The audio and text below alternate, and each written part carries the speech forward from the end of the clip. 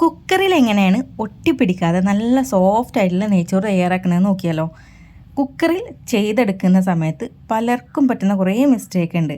അപ്പോൾ അതൊന്നും ഇല്ലാതിരിക്കാൻ വേണ്ടിയിട്ട് ഈ വീഡിയോ നിങ്ങളൊന്ന് കണ്ടു നോക്കൂ കേട്ടോ. നല്ല അടിപൊളി നെയ്ച്ചോറ് തന്നെ നിങ്ങൾക്ക് ഈ രീതിയിൽ തയ്യാറാക്കിയാൽ ഉണ്ടാക്കാവുന്നതേ ഉള്ളൂ. അപ്പോൾ നെയ്ച്ചോറ് ഏറ്റവും എളുപ്പത്തിൽ ഉണ്ടാക്കാൻ പറ്റുന്ന ഒരു റൈസാണല്ലേ. അപ്പോൾ എങ്ങനെയാണ് നമുക്കിത് ചെയ്തെടുക്കുന്നത് നോക്കാം. ഞാനിവിടെ കുറച്ച് അധികം ക്വാണ്ടിറ്റിയിലാണ് കേട്ടോ തയ്യാറാക്കുന്നത്. അതുകൊണ്ട് തന്നെ 10 ലിറ്ററിൻ്റെ കുക്കറാണ് ഞാൻ എടുത്തേക്കുന്നത്. ഇതിലേക്ക് നെയ്യും വെളിച്ചെണ്ണയും സമാസമമായിട്ടാണ് ഞാനിത് ഒഴിച്ചു കൊടുക്കുന്നത്. നിങ്ങൾക്ക് വേണമെങ്കിൽ നെയ്യ് കുറച്ചിട്ട് വെളിച്ചെണ്ണ കൂട്ടിയെടുക്കാം കേട്ടോ, എന്നാലും നല്ല ടേസ്റ്റ് തന്നെ ആയിരിക്കും. ഇതിലേക്ക് ഞാൻ ഒരു സവാളയാണ് ചേർത്ത് കൊടുക്കുന്നത്. വളരെ തിന്നായിട്ട് അരിഞ്ഞ സവാളയാണ് കേട്ടോ ചേർക്കുന്നത്. കാരണം ഇത് നമ്മൾ ഗാർണിഷിങ്ങിന് വേണ്ടിയിട്ടാണ് ഇത് ഉപയോഗിക്കുന്നത്. ഇനി നമുക്കിതിലേക്ക് 2 ടേബിൾ സ്പൂണോളം കാഷ്യൂനട്ട് ചേർത്ത് കൊടുക്കാം. സവാളയും കാഷ്യൂനട്ടും ഒരുമിച്ച് തന്നെ അങ്ങ് ഇട്ട് കൊടുത്താൽ മതി. കാരണം കാഷ്യൂനട്ടിന് ഇത്തിരി മൂപ്പ് കൂടുതലുണ്ട്, അതുകൊണ്ട് തന്നെ ആ സമയത്ത് തന്നെ നിങ്ങൾ ഇട്ട് കൊടുക്കുക കേട്ടോ. ഇനി നമുക്കതൊന്ന് ആയി വരുന്ന സമയത്ത് ഇതിലേക്ക് റൈസിൻസ് ഒരു 2-3 ടേബിൾ സ്പൂൺ നിങ്ങൾക്ക് ചേർത്ത് കൊടുക്കാം. അതുപോലെ തന്നെ ഒരു 1/4 കപ്പ് ക്യാരറ്റ് വളരെ പൊടിയായി അരിഞ്ഞതാണ് കേട്ടോ, അതുകൂടെ ചേർത്ത് കൊടുക്കുന്നുണ്ട്. കൂടെ അവസാനം നമ്മൾ 2 തണ്ട് കറിവേപ്പിലും കൂടെ ചേർത്ത് കൊടുക്കുന്നുണ്ട്. ഈ ക്യാരറ്റും കറിവേപ്പിലൊക്കെ ഉണ്ടല്ലോ, അത് ഈ നെയ്ച്ചോറിൽ നമ്മൾ കാണുമ്പോൾ നല്ല ഭംഗിയാണ് കേട്ടോ കാണാനായിട്ട്. അതുകൊണ്ട് നിങ്ങൾ ഇതുവരെ ചെയ്യാത്തവരുണ്ടെങ്കിൽ ഒന്ന് ചെയ്ത് നോക്കുക ഈ രീതിക്ക്. ഇനി നമുക്ക് ഇതൊന്ന് വറുത്തതിന് ശേഷം കോരി മാറ്റി വയ്ക്കാം. ഇത് നമുക്ക് അവസാനമേ ആവശ്യമുള്ളൂ, അതുകൊണ്ട് തന്നെ ഞാനിത് അവിടെ മാറ്റി വയ്ക്കുന്നുണ്ട്. ഇത് നമുക്ക് എങ്ങനെയാണ് റൈസ് വെക്കുന്നത് നോക്കാം. ഞാനൊരു 2 ടേബിൾ സ്പൂൺ കൂടെ നെയ്യ് ഒഴിച്ച് കൊടുക്കുന്നുണ്ട്. അതിന് പകരം നിങ്ങൾക്ക് വെളിച്ചെണ്ണ ചേർക്കുന്നവർക്ക് അതും ചേർത്ത് കൊടുക്കുക കേട്ടോ. നെയ്യിൻ്റെ ആ ഒരു ടേസ്റ്റ് ഉണ്ടായാൽ മാത്രം മതി.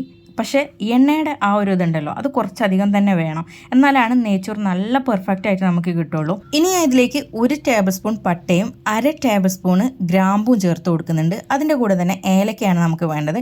ഏലക്ക ഞാൻ ഇവിടെ ഒരു 12 എടുത്തിട്ടുണ്ട് കേട്ടോ. പട്ടയും ഗ്രാമ്പും ഞാൻ ടേബിൾ സ്പൂണിൻ്റെ അളവിൽ പറഞ്ഞത് നിങ്ങൾക്ക് എളുപ്പമായിട്ട് കിട്ടാൻ വേണ്ടിയിട്ടാണ്. അതല്ലെങ്കിൽ ഒരു വലിയ 2-3 കഷ്ണം പട്ട അങ്ങനെ എടുത്താൽ മതി. നമ്മൾ മൂപ്പിച്ച് മാറ്റിയപ്പോൾ ഒരു സവാള ചേർത്ത് കൊടുത്തിട്ടുണ്ടായിരുന്നു. ഇനി നമുക്ക് റൈസിലേക്കുള്ള സവാളയും കൂടി വേണം. അപ്പോൾ ഞാൻ ഒരു സവാള എടുത്തേക്കുന്നത് കേട്ടോ. അത് ഒന്ന് നന്നായിട്ട് നമ്മൾ മൂപ്പിച്ചെടുക്കുക. ഈ ഒരു സവാള മൂപ്പിക്കുന്ന സമയത്ത് നമ്മൾ ശ്രദ്ധിക്കേണ്ടത് ഒരിക്കലും ബ്രൗൺ കളറിലേക്ക് പോകരുത് കേട്ടോ. ഇനി ഇതിലേക്ക് പാണ്ടൻ ലീഫാണ് ഇട്ട് കൊടുക്കുന്നത്. ബിരിയാണി കൈത എന്നൊക്കെ പറയില്ലേ, ആ ഒരു ഇതിന് നല്ലൊരു സ്മെല്ലാണ്, അതുകൊണ്ടാണ് ഞാനിത് ചേർത്ത് കൊടുക്കുന്നത്. വീട്ടിലുള്ളത് കൊണ്ടാണ് കേട്ടോ ചേർത്ത് കൊടുക്കുന്നത്. നിങ്ങളുടെ കയ്യിലില്ലെങ്കിൽ ഇത് നിങ്ങൾക്ക് ഒഴിവാക്കാവുന്ന ഒന്നാണ്. അതുകൂടെ നമ്മൾ ഇതിലേക്ക് ചേർത്ത് കൊടുക്കാം. പിന്നെ ഞാൻ പറഞ്ഞു, നമ്മൾ ഒരിക്കലും ആ സവാള ഉണ്ടല്ലോ അത് ഒരു ബ്രൗൺ കളറിലേക്ക് പോകരുത്. അങ്ങനെ പോയാൽ നമ്മുടെ റൈസ് കളർ വ്യത്യാസം വരും കേട്ടോ. ഇനി അതിലേക്ക് 12 കപ്പാണ് വെള്ളം ഒഴിച്ചേക്കുന്നത്. 6 കപ്പാണ് ഞാൻ അരി എടുത്തേക്കുന്നത്, അതിൻ്റെ ഇരട്ടി വെള്ളം. 6 കപ്പ് അരിക്ക് 12 കപ്പ്, 1 കപ്പിന് 2 കപ്പ് എന്ന രീതിയിലാണ് കേട്ടോ നമ്മൾ എടുക്കുന്നത്. ഇനി നമുക്കിതിലേക്ക് ആവശ്യത്തിനുള്ള ഉപ്പൂടെ ചേർത്ത് കൊടുക്കാം. ഉപ്പ് എപ്പോഴും കുറച്ചൊന്ന് മുന്തി നിൽക്കണം, എന്നാലാണ് റൈസിലേക്ക് പിടിച്ച് വരുമ്പോൾ അത് കറക്റ്റായിട്ട് കിട്ടുള്ളൂ കേട്ടോ. നല്ല പോലെ തിളച്ച് വന്നതിന് ശേഷമാണ് നമ്മൾ റൈസ് ഇടുന്നത്. ഞാനിവിടെ കൈമ റൈസാണ്, ജോക്കർ ഫസ്റ്റാണ് കേട്ടോ എടുത്തേക്കുന്നത്. ഞങ്ങളിവിടെ അത് തന്നെയാണ് വാങ്ങാറ്. നല്ല അടിപൊളി റൈസാണ് കേട്ടോ അത്. അപ്പോൾ അത് നിങ്ങൾക്ക് കിട്ടുന്നവരുണ്ടെങ്കിൽ അത് നിങ്ങൾ എടുക്കുക. അതല്ലെങ്കിൽ ഏതാണോ നിങ്ങളുടെ അവിടെ കിട്ടുന്ന ഏറ്റവും നല്ല അരി അത് തന്നെ എടുക്കുക. ചെറിയ അരിയാണ് നമ്മൾ എടുക്കേണ്ടത്. നമ്മുടെ മാവേലി സ്റ്റോറിൽ നിന്ന് കിട്ടുന്ന ഒരു അരിയുണ്ട്, നെയ്ച്ചോറിൻ്റെ അരി എന്ന് പറഞ്ഞിട്ടാണ് കിട്ടുന്നത്. പക്ഷേ അതുണ്ടല്ലോ, അത് വേവിക്കുമ്പോഴും ഇത് വേവിക്കുമ്പോഴും നല്ല വ്യത്യാസമുണ്ട്. അത് വേവിക്കുമ്പോൾ ഒരു 1/2 കപ്പ് വെള്ളം എക്സ്ട്രാ ഇടണം എന്ന് മാത്രമല്ല, നമ്മുടെ ഈ അരിയുടെ ആ ടേസ്റ്റ് അതിനുണ്ടാവില്ല കേട്ടോ. അപ്പോൾ 2 വിസിലാണ് ഞാൻ കുക്കറിൽ കൊടുത്തേക്കുന്നത്. 2 വിസിൽ കൊടുത്തതിന് ശേഷം ഒരു 2-3 മിനിറ്റ് മാത്രം ഇങ്ങനെ തീ ഓഫ് ആയതിനു ശേഷം വെച്ചാൽ മതി.